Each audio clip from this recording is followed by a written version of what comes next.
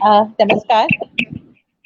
शख्सियत के इस अंक में एक बार फिर से मैं काजल उन तमाम दर्शकों का स्वागत करती हूँ जो हमसे जुड़ रहे हैं और जो हमसे जुड़ेंगे। और आज जो शख्सियत हमारे साथ है वो किसी भी तारीफ की मोहताज नहीं। हमारे साथ आज हैं वरिष्ठ रंगकर्मी श्री विश्व दीपक रेखा जी। तो मैं उनका स्वागत करती हूँ, उनको वेलकम कहती हूँ। नमस्कार। धन्यवाद जी, धन्यवाद धन्यवाद। बहुत बहुत शुक्रिया आपके आने का। और सबसे पहले तो जैसा कि हमारे ये कार्यक्रम है इसमें हम जो इंस्पिरेशनल जर्नी रही होती है, जो एमिनेंट थिएटरिस्ट हैं अपने फील्ड में जिनका नाम है, उनकी जो जर्नी है उनको उसको शेयर करते हैं। तो पहला सवाल मेरा यही होगा, आपकी यात्रा।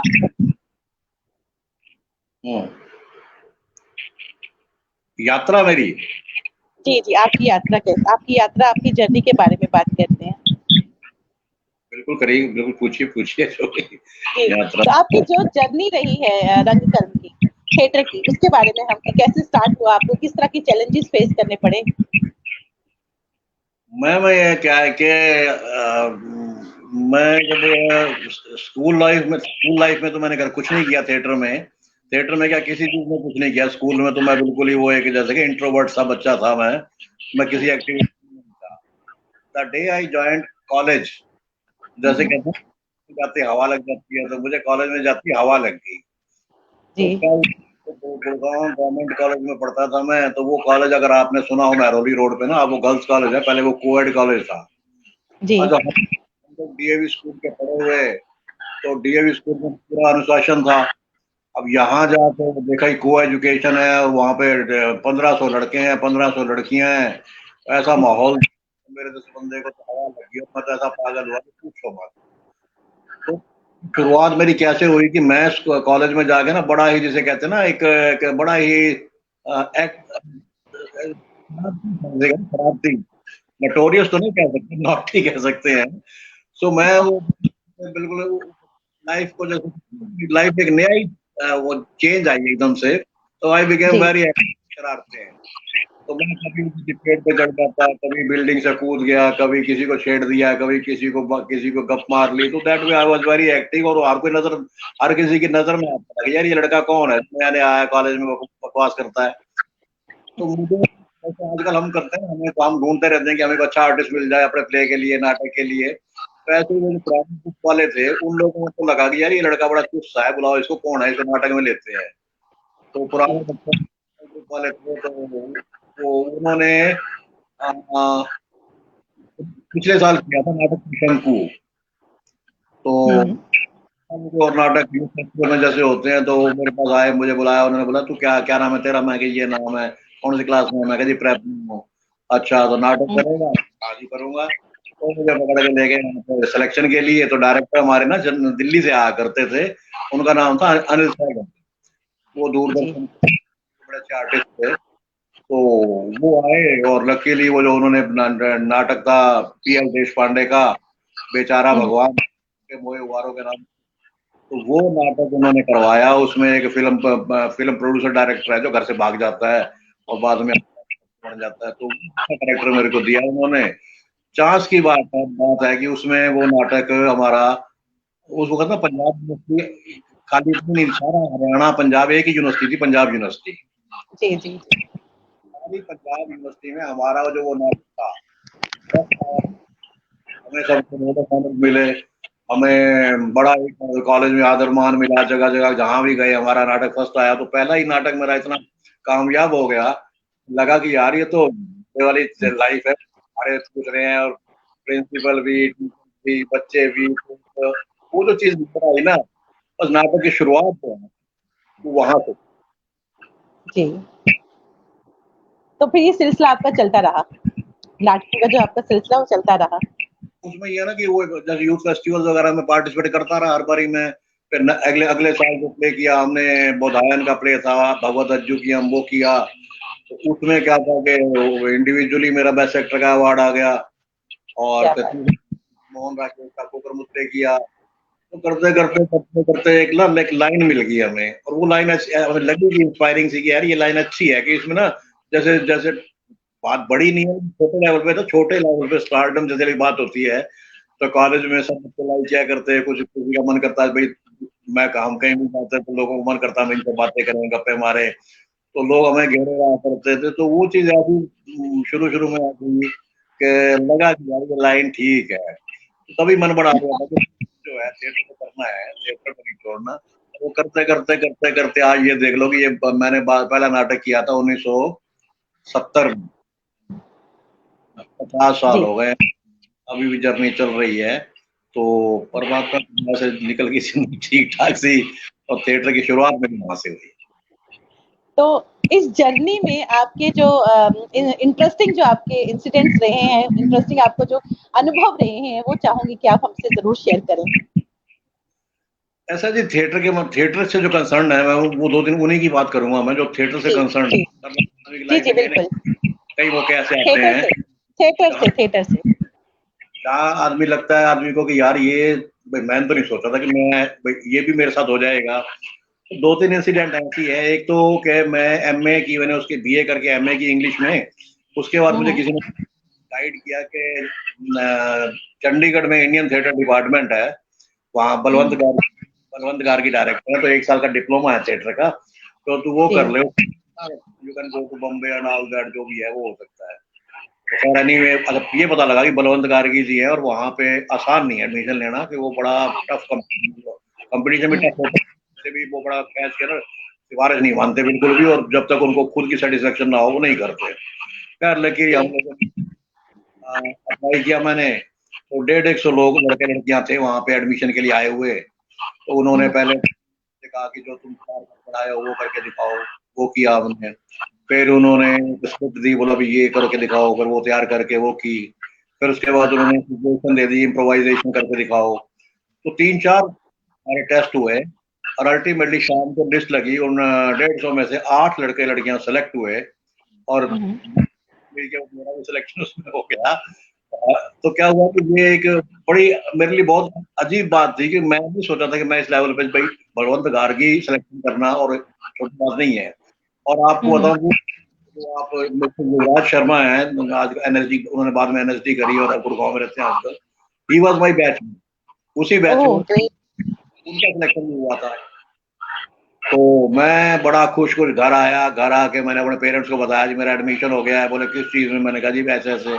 बोले क्या करेगा? मैं कहा जी क्या करूंगा, मैं कहा जी एक्टर बनूंगा। एक्टर बड़ा बड़ा हुआ है, तो ये देख चिट्ठी आई पड़ी है, पढ़ ले पहले। तो मेरे घर में एक चिट्ठी आई पड़ी थी कि आपका दाखला बीएड में हो गया कुरुक्षेत्रा में।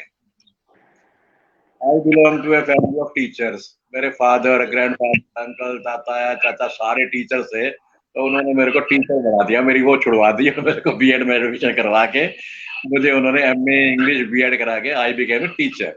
वो मुझे छोड़ना, तो उस चीज का बड़ा सोच ही रहा मेरे को, क्योंकि मेरा मन था कि वहां जाके शायद चलो कुछ होता ना होता, लेकिन एक था कि चलो भाई वहां जाना है मैंने, और एडमिशन हो गया तो मतलब बहुत बड़ी बात है, एडमिशन होता नहीं वहाँ पे। तो खैर जी छोड़ना पड़ा मुझे, तो वो जो चीज है बड़ी यादगार भी है, और उस बात का मुझे जिंदगी में अफसोस भी रहा। जी। एक छोटी घटना और है।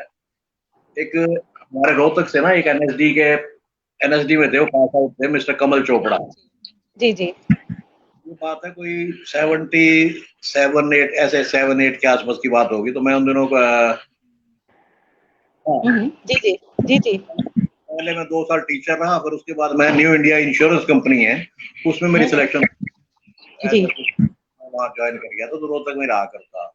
तो वो रोहतक में आए, तो उन्होंने ना रोहतक में जैसे उनका मन किया कि कोई नाटक तैयार करवाऊं मैं, तो बीवियों का मदरसा नाटक वो करना चाह रहे थे मौलियर का। तो उन्होंने किसी से यूनिवर्सिटी में बात की, मुझे बच्चे चाहिए भाई, मैं नाटक करना चाहता हूँ। तो उनको किसी ने कहा कि वो एक तिरखा है, दीपक तिरखा लड़का है, उससे मिल ले, तो वो मेरी सारा अरेंजमेंट कर देगा। तो बोले ठीक है। जी फिर वो मेरे से नहीं मिला, फिर वो 10-15 दिन कहीं और बैठा होगा, वहां उसने बात की, तो बोले वो तिरखा है, उससे मिल ले, तिरखा तेरा सारा सोशल कर देगा, तेरा वाला एक्टर भी अच्छा है, और वो तेरा सारी टीम भी जोड़ देगा। ऐसे वो 3-4 जगह गया, वो मेरे से तो नहीं मिला, लेकिन 3-4 जगह बात जहां बात करे ना, वो हर जगह तिरखा का नाम बीच में आ जाए। तो अल्टीमेटली महीने 2 महीने बाद मिला ना, फिर मुझे उसने धमकाया, बोला तू चीज क्या है तू, जिसको देखो हम ले रहा है, जहाँ जाता हूँ बात करता हूँ, यार बच्चे तो मुझे टीम चाहिए, बोले तिरका से मिल ले, तिरका से मिल ले, ऐसा क्या है तू? मैंने कहा जी पता नहीं क्या हूँ मैं। तो फिर तो वो एक बड़े खुशी हुई मुझे, मैं कहा भैया रोहतक में कोई ये आए और उसको ये रहे कि तिरका से मिलो, तो बड़ी बात है, छोटी बात नहीं, छोटा शहर तो नहीं, इतना बड़ा शहर है ये। तो थिएटर में काम वहाँ मिला मुझे, तो वो हमने नाटक किया था बीवियों का मदरसा, और उसमें मैं गुलफाम बना था, और हुस्न आरा जो मेरी हीरोइन थी ना, वो पता कौन बनी थी? वो आप भूमि पेडनेकर, आजकल जो भूमि पेडनेकर हीरोइन है, उसकी मदर ऑल इंडिया रेडियो पे अनाउंसर थी यहाँ पे, सुमित्रा हुड्डा। तो वो बनी हुस्नारा, मैं बना गुलफाम, हमारा वो नाटक हुआ, बड़ा कामयाब शो रहा वो। तो वो भी एक इंसिडेंट मेरा आज तक याद है मेरे को, कि वही एक शहर में अच्छा भला शहर है, और सैकड़ों लड़के लड़कियां जो थिएटर में काम कर रहे होंगे अपने अपने लेवल पे, लेकिन इस तरह की रिकग्निशन मिलना बहुत बड़ी बात होती है, उसको याद है। और दूसरी बात, एक और छोटी बात और बता दूं, ये जैसे ये बारंगम है, अब बारंगम कमेटी का मेंबर हूँ। अब मैंने कोई ट्रेनिंग नहीं ली थिएटर में, थिएटर करता रहा मैच्योर लेवल पे, और फिर तो मैं हरियाणा में डायरेक्टर बन गया, वहां मैंने थिएटर के लिए बहुत काम किया। तो वो जब उन्होंने नीति बनाई सिलेक्शन के लिए, तो उसमें हर स्टेट से उनको बंदा लेना था, उन्होंने सोचा होगा हर स्टेट से, तो वो उन्होंने हरियाणा से मेरा सिलेक्शन किया एनएसडी वालों ने। तो अब 3 साल से उनका मेंबर हूँ बारंगम सिलेक्शन कमेटी का। तो ये भी मेरे लिए बड़े फख्र की, बड़े गर्व की बात है कि मैं, कि कोई ट्रेनिंग नहीं है, कोई कुछ नहीं है, लेकिन उन्होंने जस्टिफाई किया चीज को, भी हाँ ये लड़के भैया ठीक है, इसको ले लो। तो वो भी मेरे लिए बड़ी यादगार सी चीज कि हाँ। क्या बात है, क्या बात है। हमारे साथ बहुत सारे दर्शक जुड़ चुके हैं, इनमें चांद जी हैं, उन्होंने आपसे एक सवाल पूछा है, चांद जी का, कि किसी करेक्टर को समझने के लिए क्या पॉइंट्स होते हैं, किसी करेक्टर को समझने के लिए क्या करना चाहिए? मैम ऐसा है, करेक्टर का तो देखो, करेक्टर जो है, पहली बात तो होती है, एक तो ना आप अपने हिसाब से तो करेक्टर कर नहीं सकते। एक डायरेक्टर की जो होती है ना सोच होती है, आपको हमेशा उसी हिसाब से काम करना पड़ेगा। मान लो मैं एक प्रोफेसर हूँ, अब राइटर ने कुछ लिखा है, लेकिन डायरेक्टर ने उस करेक्टर को कंसीव कैसे किया है वो देखना पड़ता है। नॉट दैट कि आप प्रोफेसर का रोल है मैं तो ऐसा करूंगा। अब वो डायरेक्टर की अगर कंसीव, जो डायरेक्टर ने जो एक करेक्टर को कंसीव किया हुआ है, आप उसके मुताबिक नहीं करेंगे तो वो आप नहीं कर पाते, क्योंकि डायरेक्टर के दिमाग में एक चीज होती है, वो जब तक नहीं मिलेगी ना बात नहीं बनती। तो करेक्टर उसको 10 तरह से कर सकते हैं। प्रोफेसर है एक्सेंट्रिक है, प्रोफेसर है बुद्धिजीवी है, प्रोफेसर है स्लैपस्टिक कॉमेडी है, तो कई चीजें होती हैं, लेकिन दैट डायरेक्टर टू टेल कि मेरा विजन क्या है इस रोल के बारे में। बिल्कुल, बिल्कुल। उन्हीं का एक और सवाल है कि एक प्ले को तैयार करने के लिए, स्टेज पे उतारने के लिए कितना वक्त लगता है? ये सवाल है चांद जी का। चांद साहब हैं कहाँ से? इन्होंने ये कहीं नहीं लिखा कि कहाँ से हैं, सिर्फ यही इन्होंने लिखा है। मैं भी बता रहा था कि चांद साहब अगर तो ये पानीपत वाले हैं, चांद शायद है वही वहां। होंगे, 3 बार क्या है चांद है। हमारे यहाँ क्या है जी, नाटक में देखो हमारा तरीका तो ये जो शुरू से ट्रेडिशनल तरीका रहा है कि हम 1.5-2 महीने रिहर्सल करते हैं नाटक की। बिल्कुल। पहले क्या होता है कि नाटक, पहले सबसे पहले तो ये होता है कि 50% of the game is one, कि अगर आपके पास अच्छी स्क्रिप्ट मिल गई, पहले तो आपको उस पर करनी पड़ती है, रीडिंग होती है, फिर ब्लॉकिंग होती है, फिर म्यूजिक आता है, क्राफ्टिंग होती है, स्टेज क्राफ्ट होता है, ये सारी चीजें मिला के 1.5-2 महीने लगते हैं हमारा था। लेकिन पिछले दिनों मैंने 3 नाटक ऐसे किए हैं जो जिसकी रिहर्सल एक दिन नहीं हुई, मैंने उनकी नहीं पूरे तो उसे मैंने एक नई नई नया नाम दिया था, राठी स्कूल ऑफ ड्रामा। हमारे राठी स्कूल ऑफ ड्रामा, वो क्या है, जगवीर राठी है हमारे यहाँ डायरेक्टर यूथ वेलफेयर है एमडी यूनिवर्सिटी में, तो वो हरियाणवी प्ले करते हैं, हरियाणवी, और आधे घंटे का नहीं, पूरा 1.5 घंटे का प्ले। उन्होंने प्ले तैयार किया तो मेरे से कहा, बोला दुर्गा जी आप भाई साहब रोल करना है इसमें, करेंगे क्यों नहीं करेंगे? तो मैं चला गया, हरियाणवी नहीं बोल सकता, मैं हिंदी बोलता हूँ। बोला आपका करेक्टर हम हिंदी रख लेंगे।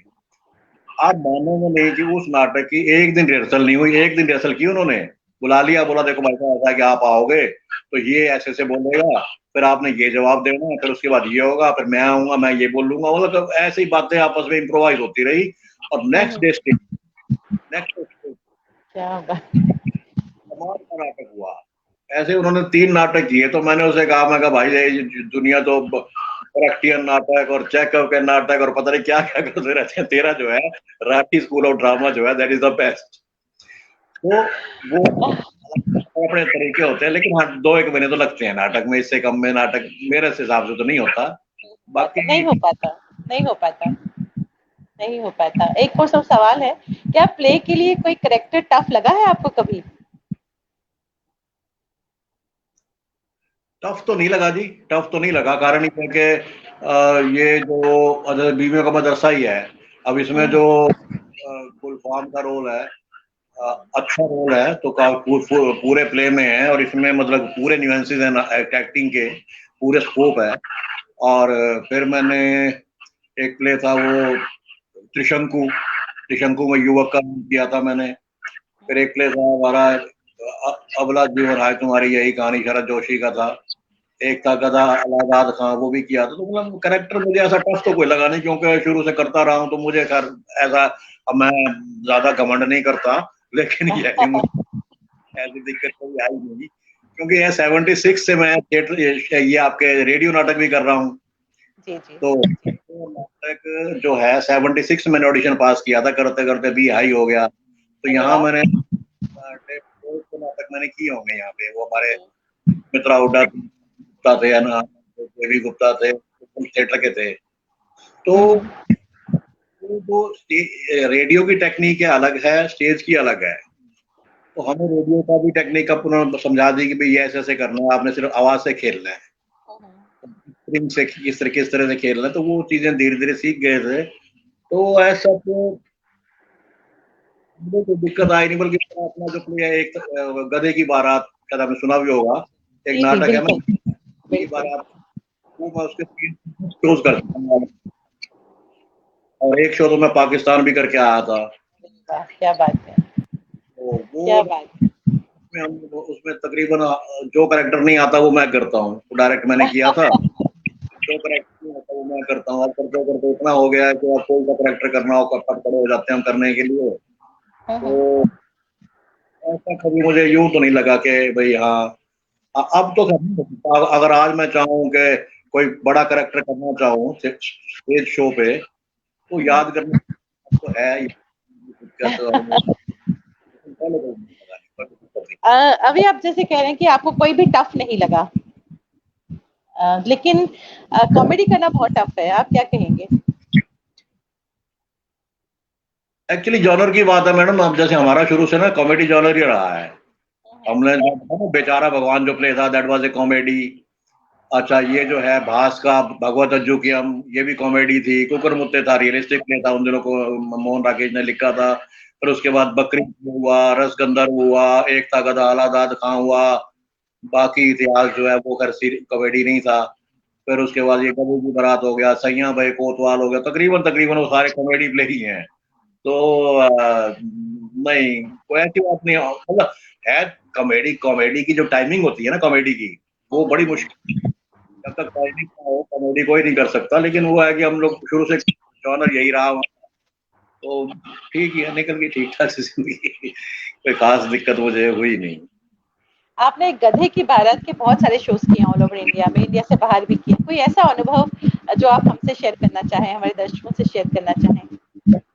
चाहूंगा जी, इतनी मिट्टी पलीद हुई है मेरी, पूछो मत। ऐसा है जी, कलाकारों को जो लोग है ना बड़े हल्के में लेते हैं। तो क्या होता है कि मैंने जैसे बताया कि सारा यूपी, वेस्टर्न यूपी सारा, राजस्थान, एमपी, आपका पंजाब, हरियाणा, चंडीगढ़, मैंने राजस्थान कोई जगह नहीं छोड़ी। तो हम जब प्ले करने जाया करते ना, हमारा पता क्या हुआ करता, हम जाते हैं तो कहीं पे जैसे वो तकरीबन डीएम होते हैं, कलेक्टर होते हैं, डीसी और डिप्टी कमिश्नर होते हैं जो करवाते थे। पहले ये कला परिषद या संस्थाएं कम थी। तो मैं कहीं ना कहीं अप्रोच किया करता सर डीसी साहब से कि ये आप करवा दो जी। तो वो क्या हुआ कि धीरे धीरे मेरे नाटक का नाम लोगों को पता लग गया था कि ऐसा नाटक है, बड़ा अच्छा नाटक है, तो वो बुला लिया करते, पेमेंट दिया जी। करते। तो हम लोग जाने के बाद क्या होता था, वहां जाते तो वो किसी ना किसी ड्यूटी लगा देते भी एसडीएम की भी, चलो भी वहाँ टीम आएगी, आप उनको आपने लुक आफ्टर करना है। हम जाया करते हैं वहां पे, हम जी आ गए, अच्छा आ गए हो, चलो बैठो अभी आते हैं। अब हम लोग बैठे हैं, कोई पानी नहीं, कोई चाय नहीं, किसी ने ये नहीं पूछा कि आप कहाँ से आए हो, क्यों आए हो। शाम को शो है और हम बैठे हैं, मेरे कलाकार मेरे को धमकाया करते, बोलिए क्या है, यहाँ तो कोई पूछ ही नहीं रहा। अरे मैंने कहा हर जगह, अच्छा ये एक जगह नहीं, मोस्टली जगह हुआ करता, मोस्टली जगह। फिर हमने डीएम को फोन करना, मैं कहा सर हम आ गए हैं, यहाँ बैठे हैं और अभी तक तो चाय तक नहीं मिली, चाय नहीं मिली, अभी करता हूँ। हम्म। केतली उठा के साथ चाय पियो। अरे यार आप मुझे कह देते, आपने डीसी साहब से क्यों कहा चाय के लिए, आप उनको तो वो ना कलाकारों की जो कदर है ना, मैंने देख ली, बहुत बुरी हालत है, नहीं करते। इसीलिए क्या हुआ कि जब मैं हरियाणा में डायरेक्टर बना ना मल्टी आर्ट सेंटर में, शायद आपने महसूस किया भी होगा भी, बिल्कुल, ये बिल्कुल। भी रहा। मैंने कहा कलाकार आएंगे, शो करेंगे, शो जैसा करेंगे नहीं करेंगे वो बात की बात है, आते ही ना उनकी खातिरदारी में कोई कमी नहीं होनी चाहिए। उनको आते ही पानी चाय वाय जो भी है ना, मतलब कि उनको पूरा इज्जत दो, इज्जत मान दो। खाने पीने की कोई दिक्कत नहीं, जो खाए पिए खाने में, और जो मतलब वो चीज मैंने अपने 6 साल में सिर्फ इसलिए करी क्योंकि मुझे मैंने भुगता हुआ था, मैंने देखा था कि कलाकारों की कोई कदर नहीं है। जहां जाओ लोग डूब मेरा सी आ गया, ठीक है अपना। नाटक के बाद तो होती थी, अरे वाह मजा आ गया, मजा आ गया, मजा आ गया, नाटक से पहले कोई नहीं। तो अब क्या शेयर करूँ, ऐसे ऐसे ऐसे ऐसे एक नहीं लेकिन पता। मैंने देखा है कि आपने वाक़ई जब आपने किसी टीम को बुलाया है या काम किया है, तो आपने वाक़ई बहुत लेविशली उनको अटेंड किया है। ये तो चीज़ मैंने देखी है कि कितने दिल खोल के आपने हर कलाकार की इज़्ज़त की, और कलाकार एक इज़्ज़त का ही, उसको इज़्ज़त ही चाहिए, प्यार चाहिए, बस कलाकार को और कुछ ख़ास नहीं चाहिए, बस यही चीज़ें चाहिए हैं। पंकज है, उनका एक सवाल है आपके लिए कि आप काफ़ी अरसे से थिएटर कर रहे हैं, तो क्या बदलाव दिखा है आपको थिएटर में तब से और अब तक? रंगमंच में क्या बदलाव आए हैं? ऐसा है कि थिएटर की बदलाव की बात करूं कि मैं अब, पंकज जी तो पता नहीं क्या सुनना चाहते हैं, मुझे नहीं पता, मैं सच्चाई बताऊंगा। सच्चाई ये है कि मतलब थिएटर जो है ना, आज थिएटर का स्वरूप जो है बहुत बदला है। आज से 20 साल पहले क्या था, 25-30 नाटक थे जो एनएसडी ने रेperटरी ने किए थे, वही नाटक सारे इंडिया में घूम रहे थे। वही अंधा युग, बेगम का तकिया, ताजमहल का टेंडर, यही नाटक थे जो सारे इंडिया में घूम रहे थे। आज जी। के दिन नए नाटक लिखे भी, नाटक करे भी जा रहे हैं, और जो आजकल के बच्चे नाटक कर रहे हैं ना, तो टेक्निकली इतने हम लोग उनका मुकाबला कर ही नहीं सकते। जी। आज मैं नाटक कोई करूं, हुँ, मैं उन बच्चों से compete नहीं कर सकता, वो मेरे से अच्छा ही करेंगे। हुँ, हुँ। ये मान के चलना कि नहीं जी, हमारे बहुत से लोग मुझे मिलते हैं जो कहते हैं नहीं त्रिखा जी हमने जो अपने टाइम में किया था आजकल तो मतलब ही नहीं, बच्चों को आता ही कुछ नहीं है, बच्चे करते ही कुछ नहीं है, ऐसे लोग हैं। लेकिन मैं उस चीज को नहीं मानता, मैं ये मानता हूँ कि जो आजकल की जो बच्चे जो कर रहे हैं नाटक ना, बड़ा अच्छा नाटक कर रहे हैं। और मैं अपनी बात कह सकता हूँ, मैं उनके बहुत लोगों की नहीं कहता, तो आज मैं चाहूँ कि उनके मुकाबले में नाटक करूँ, तो हमारी जो चीजें सारी पुरानी हो गई हैं, हमारी वो टेक्निक जो है हमने सीखी नहीं है। तो वो जो चीज हम करा करते हैं, हम नाटक अच्छा कर लेंगे, एक अच्छी कॉमेडी देंगे, लेकिन आजकल जिसमें नाटक को भरते हैं ना, वो लाइटिंग और साउंड और stage craft and all that, वो चीज हमारे टाइम में नहीं हुआ करती थी। हमारे टाइम जी। में तो क्या, एक सोफा रख दिया, दो कुर्सियां रख दी, एक मेज रख दी और नाटक हो जाया करता था। पंकज जी बहुत अच्छा नाटक कर रहे हैं, और मैं I am proud of this thing. जो बच्चे कर रहे हैं बड़े लगन से कर रहे हैं, और उनकी जो टेक्निकली वो इतने साउंड है कि हम उनके मुकाबले में कहीं स्टैंड नहीं जी। आपके लिए तो आज बहुत सवालात आ रहे हैं। एक सवाल और है कि आर्ट जो है वो मैग्नेट की तरह है, विजय दीप सिंह जी का सवाल है। आर्ट मैग्नेट की तरह है, आप क्या कहेंगे इसके बारे में? क्या कह रहे हो, क्या कह रहे हैं। आर्ट आर्ट मैग्नेट की तरह है। आर्ट जो है वो आपको अपनी तरफ खींचता है। क्या कहेंगे आप इस बारे में? बिल्कुल ठीक बात, बिल्कुल ठीक बात है। क्या होता है कि देखो, ये होता है कि नाटक पर्टिकुलरली, नाटक में क्या होता है कि what is and what to, जी। और क्या होना चाहिए। नाटक का बेसिक फंडा यही है। अब नाटक में आप देखते हैं कि एक नाटक में कहानी चल रही है, चलते चलते एंड में आके ऐसा मैसेज मिलता है कि आदमी सोचता है यार ये क्या क्या बात कह गई तो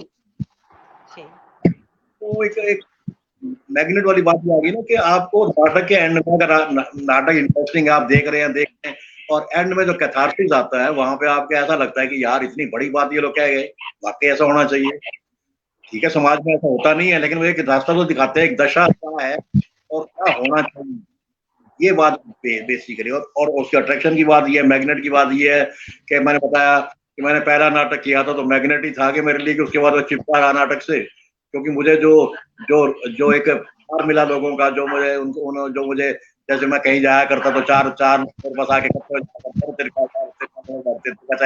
आजा चाय पी ले, आजा बैठ गप्पे मारते हैं। सो दैट वे वो जो प्यार है वो मैग्नेट ही है। और ये पंकज से ये सही कह रहे हैं जो सज्जन कह रहे हैं कि ये ऐसा ही होता है मैग्नेट। तो आपको बेस्ट ऑडियंस कहाँ मिली थिएटर की? जब आपने परफॉर्म किया तो सबसे जो बेस्ट ऑडियंस की बात कहें, कहाँ मिली आपको? मेरे को जी सबसे बेस्ट ऑडियंस मिली थी हिमाचल में। हिमाचल में मेले होते हैं जी जी, हिमाचल में ना, मेले जैसे मिंजर का मेला बहुत फेमस है हिमाचल का। मेरा हिमाचल में पहला शो जो हुआ था मिंजर मेले में ही हुआ था। समथिंग ऐसा था 98 99। तो मिंजर ने पर गाइड किया, मैंने वहाँ बात की, वहाँ मैडम मनीषा नंदा हुआ करती थी, उन्होंने डिप्टी कमिश्नर, तो उनसे बात की तो उन्हें लगा तो उन्होंने मेरे को बुला लिया। पहला नाटक मेरा मिंजर में हुआ था और कसम से वहाँ 20,000 की ऑडियंस थी। आप थिएटर की टेक्निक्स वहाँ नहीं देखते, वो थोड़ा सा मैनेज करना पड़ता है उस हिसाब से कि पब्लिक को आपकी आवाज पहुंच जाए। बिल्कुल। तो है ना, मिंजर में इतना कामयाब हुआ कि मिंजर के बाद तो मेरी वो पूरी लाइन लग गई। तो कभी कुल्लू में हो रहा है, कभी शिमला में हो रहा है, कभी धर्मशाला में हो रहा है, कभी सुंदरनगर में हो रहा है, सब जगह मेले होते हैं।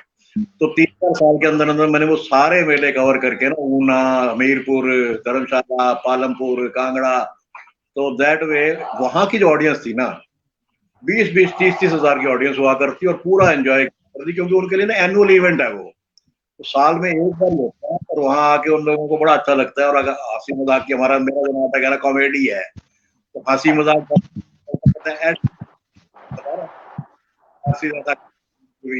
तो लोग सोचते हैं यार कमाल की इतनी बड़ी बात क्या गए। तो मुझे सबसे अच्छी ऑडियंस है वहाँ, लोग एंजॉय करते हैं। और बाकी वहाँ पे जो मंसूरी में जो IAS एकेडमी है, वहां पर भी 2 ट्रेनिंग है उनके लिए, तो वहां पर ऑडियंस मतलब कि कहाँ तो एक रस्टिक ऑडियंस और कहाँ वो इलीट ऑडियंस का कंपैरिजन देखिए आप, लेकिन दोनों जगह काम हो रहे शो में। क्या बात है। तो आपकी अगर अचीवमेंट्स के बारे में बात की जाए तो आप थिएटर के फील्ड में अपनी अचीवमेंट किसको मानते हैं सबसे बड़ी? क्योंकि अभी आपको रिसेंटली भीष्म साहनी अवार्ड भी मिला, नेशनल अवार्ड मिला आपकी थिएटरिकल एक्टिविटीज के लिए। आप थिएटर को बहुत प्रमोट करते हैं, मैं इसको अगर सही मायने में कहूँ तो आप क्या क्या कहेंगे इस बारे में? मैडम अचीवमेंट्स की जहाँ तक बात है ना कि ठीक है, बड़ा प्यार मिला मेरे को, लोग अक्सर मुझे बुलाते रहते हैं। तो ये तो जो भीष्म साहनी अवार्ड जिन्होंने मुझे दिया था, मुझे समझ नहीं आ रही थी उन्होंने क्यों दिया मेरे को, क्योंकि अवार्ड तो उनको मिलते हैं जो सीट पे बैठे होते हैं, जो किसी काम आ सकते हैं। मैं 2016 से मैं आउट ऑफ सीट हूँ मैं, तो ये उनकी जरा नवाजी है कि उन्होंने मेरे इस काबिल समझा, वरना मोस्टली जगह पे तो क्या होता है कि सरकारी जो अधिकारी बैठे हैं उन्हीं को बुला लेते हैं, उन्हीं को अवार्ड दे देते हैं। ऐसे लोग भी हैं जो जो सही कहते जिन्हें जो अंदर से खुद अच्छे हैं, तो ऐसे भी हैं। बाकी तो क्या है कि मैं जब वहां पे मैं बता रहा था नरपुर था, मेरे को हर 15 दिन बाद कोई ना कोई अवार्ड दे दिया करते थे। जब मुझे वहां से निकाला, सरकार आगे मुझे निकाल दिया, तो उसके बाद किसी ने याद नहीं किया था, भूल बात जी। तो अचीवमेंट तो यही है कि देखो, अचीवमेंट में ये कहते देखो, जब मैं हरियाणा का तो मल्टी आर्ट सेंटर था ना, तो यहाँ के लिए बिल्डिंग खाली थी, वो किसी को लगाना था वहां पे, उन्होंने 15-20 नामों पे और डिस्कस होके अल्टीमेटली जो है वो पॉलिटिकल पोस्ट थी, लगाना तो CM साहब ने, अब जो 15-20 लोग थे सारे सीएम साहब के बड़े क्लोज थे। ही के भी ये तरीका जो है इस पोस्ट के लिए ठीक रहेगा, तो वो सबसे बड़ी अचीवमेंट रही। दूसरी अचीवमेंट क्या रही, और मैंने 6 साल में एक दिन भी भूपेंद्र जिंदाबाद, मैंने ऐसा तो कहीं भी आपने जिसको वहां लगाया है ना डायरेक्टर, वो बंदा अच्छा काम कर रहा है। लोग जाके कहेंगे आपने जिसको रखा बिल्कुल आपकी चॉइस ठीक थी। ये जिंदाबाद हुडा साहब जिंदाबाद कभी काम नहीं किया। तो 6 साल में जिस तरह से में तो मुझे लोगों का बहुत बड़ी अचीवमेंट, जिससे ऊपर हो सकती। क्या बात है, क्या बात है। तो आपके ख्याल में एक अच्छा कलाकार होता है, एक अच्छा कलाकार बनने के लिए कौन कौन सी चीजें जरूरी होती है, क्या क्या क्वालिटीज होनी चाहिए एक अच्छे कलाकार में? तलफ्फुज़, वो थिएटर कलाकार, म्यूजिक भी है, डांस भी है। सबसे पहली बात है तलफ्फुज़।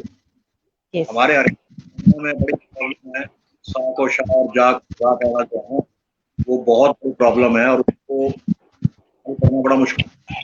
फोनेटिक्स में ना तो उनकी फोनेटिक्स के हिसाब से उनको करना बड़ा मुश्किल होता है।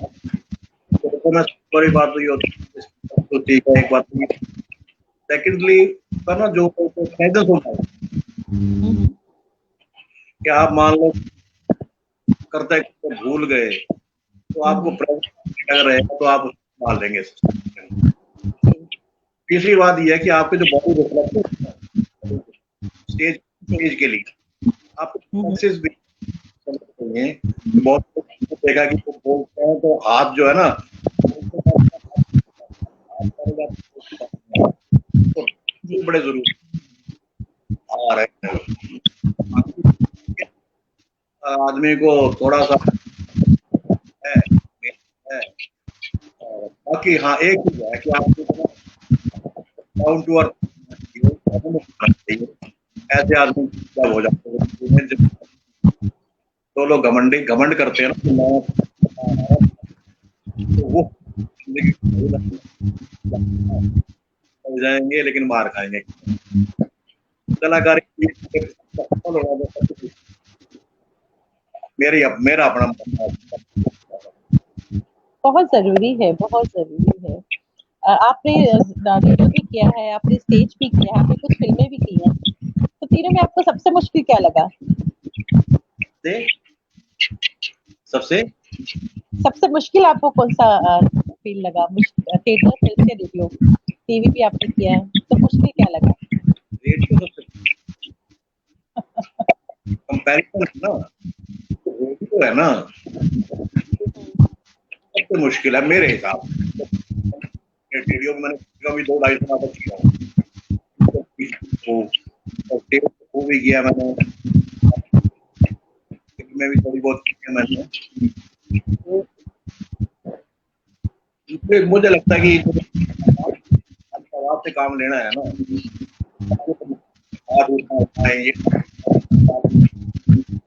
आपके है नहीं, सिर्फ आपका जबान। एक वो छोटा सा एग्जांपल देता हूँ हुआ था तो उसमें दोनों अनाउंसर, नाटक का नाम था त्रिकोण का चौथा कॉर्नर। वो एक लड़की की शादी हो जाती है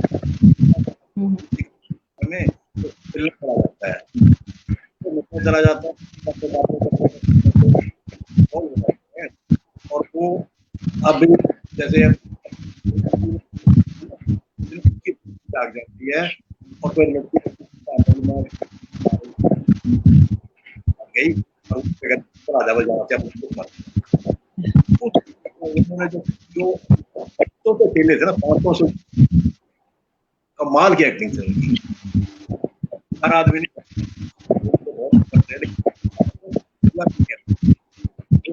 कमाल के हिसाब से जो है ना बाकी या फिल्म तो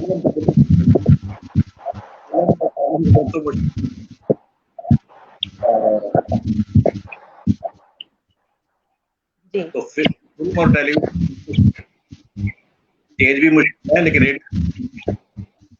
रेडियो बहुत मुश्किल है। रेडियो बहुत मुश्किल है, ये तो है, क्योंकि वहाँ आवाज के माध्यम से ही सब कुछ करना पड़ता है ना। तो लोग 20-20 साल जी। तो जो हमारे जो यंग जनरेशन अभी हमें देख रही है, उनके लिए आप क्या मैसेज देना चाहेंगे, तो क्या कहना चाहेंगे? कहना चाहूँगा कि एक होता है अगर वो थिएटर करना चाहते हैं, अब आप क्या होता है कि मेरे साथ के 50% ने तो नौकरी सही में छोड़ गया नहीं, फर्दर 50 में से 65 जब उनकी 20 हो गई, नौकरी भी है, बीवी छोड़ गए, 15 जब एक बच्चा हो रह गया 1%। तो मैंने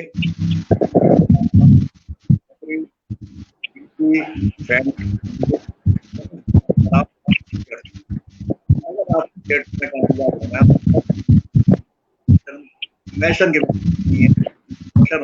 जिंदगी में कामयाब रहेंगे अपन जी। चार लोग आपको उससे कोई चीज नहीं है, नहीं पैसा आता है, लेकिन ये तो मैं तुमसे ये कहना चाहूंगा बना लो जो आप बात वो करें, खाली ला सकता कोई आदमी साइड बाय या नौकरी कर ले, या अगर आदमी फुल टाइम चाहे या तो आर या पार। आवाज में प्रॉब्लम आ रहा है, शायद नेटवर्क का इशू हो गया, आवाज में प्रॉब्लम आ रहा है, आवाज क्लियर नहीं आ रही। हेलो, बल्कि गड़गड़ आ रही है। हाँ, एक बार आपकी भी